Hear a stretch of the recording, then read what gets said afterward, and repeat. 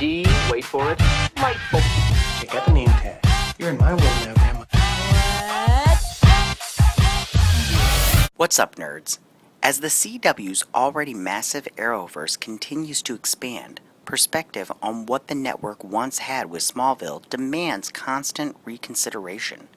The Clark Kent-centric series was undoubtedly something special, and remains so, as it set the stage for the live-action superhero television we now enjoy, including the various Marvel programs.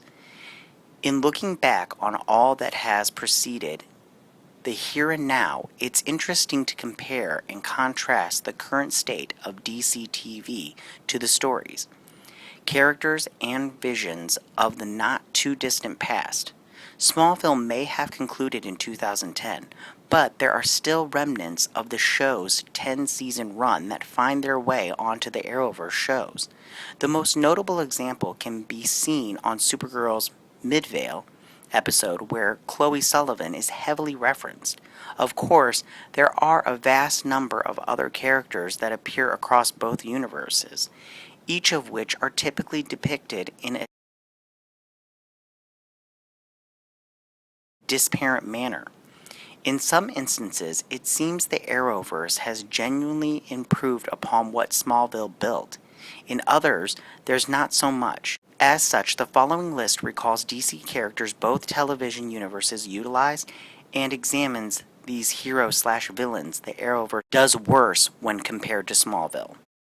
Toyman. In the final 3 seasons of Smallville, viewers bear witness to Winslow Scott/Toyman's criminal genius. During a single episode of Supergirl, his genius is spoken of more than it's put on display. Despite his childlike personality, the Smallville version appears ruthless and fiercely pragmatic. What makes this Toyman most intriguing is that he uses his prison sentence to further his nefarious machinations, building a legion of criminals known as the Marionette Ventures. The father of Supergirl's Winslow Scott Jr., Toyman is depicted on the Arrowverse show as a former toy maker whose designs are stolen by his boss. In an act of vengeance, Toyman sends an explosive toy to his previous employer, but inevitably kills others instead.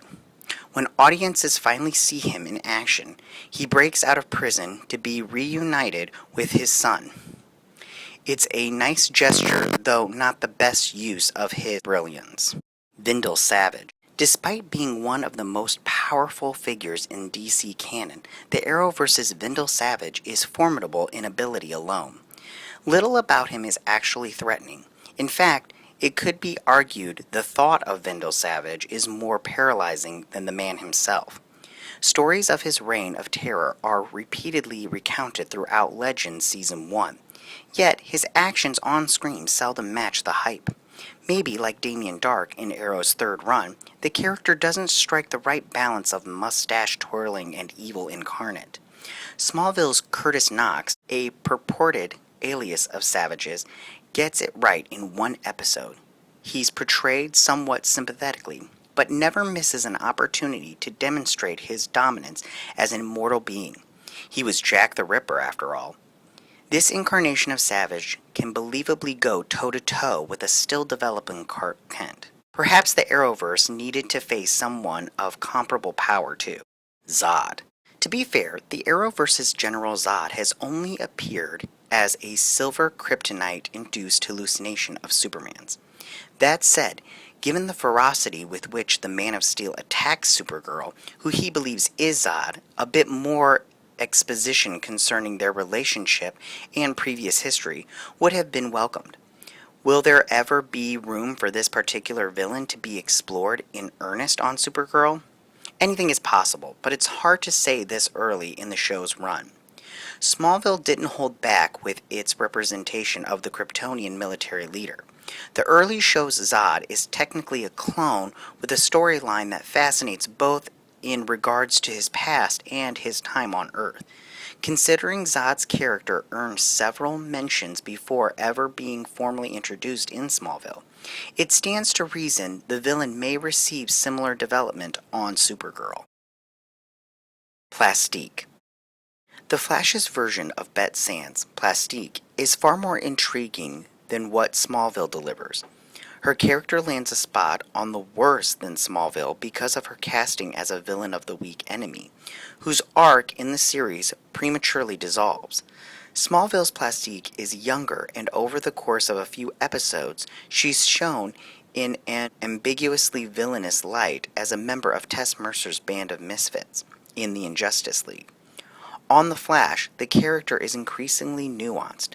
Plastique means well, but her power to ignite explosions on contact make her a threat that people fear and the military's hopes to exploit. As a one-time character, her full potential is never explored. This is especially unfortunate considering many lesser villains in the Arrowverse undergo similar treatment. Metallo. As far as Superman rogues are concerned, few are as recognizable as John Corpin's Metallo. He's a staple in the comics and often translates well to on-screen adaptations. It's a shame then Supergirl doesn't give him enough opportunities to raise the bar. In Smallville, Corbin only appears a handful of times, debuting as a decent guy intent on enjoying life. An accident that puts him in the hands of Zod's Kryptonians culminates in his adapting the role of Metallo. He attempts to seek redemption, but is incapable of overcoming his misfortune. Supergirl's Metallo is villainous through and through, which isn't bad characterization. However, he's merely Lena Luthor's mindless drone. He owes her plenty, sure, but there's never an indication that he has needs and desires of his own. The character's Earth X doppelganger seemingly hints at future possibilities. Hopefully, Earth-38 Metallo returns and is more fully realized. Hawkman. The Hawks are undoubtedly some of the most inefficiently utilized characters in the Arrowverse. Their arc prior to and throughout Legends of Tomorrow's first season is disappointing at best and poorly executed at worst. Carter Hall, Hawkman, specifically gets the rough end of the deal. Curiously, the roles of the Hawks were reversed from Smallville to Legends. In the former, Carter Hall is alive and has to continue on without his wife, Shiara. The exact opposite is true of the Legends depiction.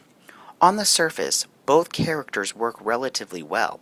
However, their connection to the Arrowverse's Vandal Savage is convoluted and feels out of place when looking at Legends' first season as a whole. Hawkman's heroism appears superficial too when compared to Hawkgirl's.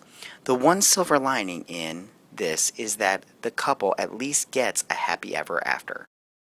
Bizarro.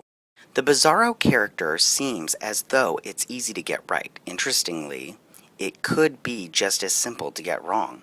As far as Bizarro's small-screen live-action appearances are concerned, the backwards being hasn't necessarily been poorly depicted.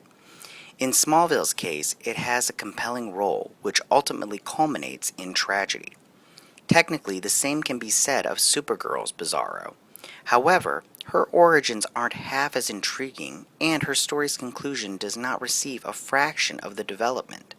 Appearing in just one episode in the first season of the series, Bizarro Supergirl is scientifically engineered by Maxwell Lord. Considering Maxwell's absence from the show, her return is evidently doubtful. Smallville's iteration of the character hails directly from Krypton via the Phantom Zone, and is developed over several episodes throughout Seasons 6 and 7. For now, at least, it appears Supergirl's Bizarro won't be afforded the same treatment. If you like this video, click the Geek What icon and subscribe.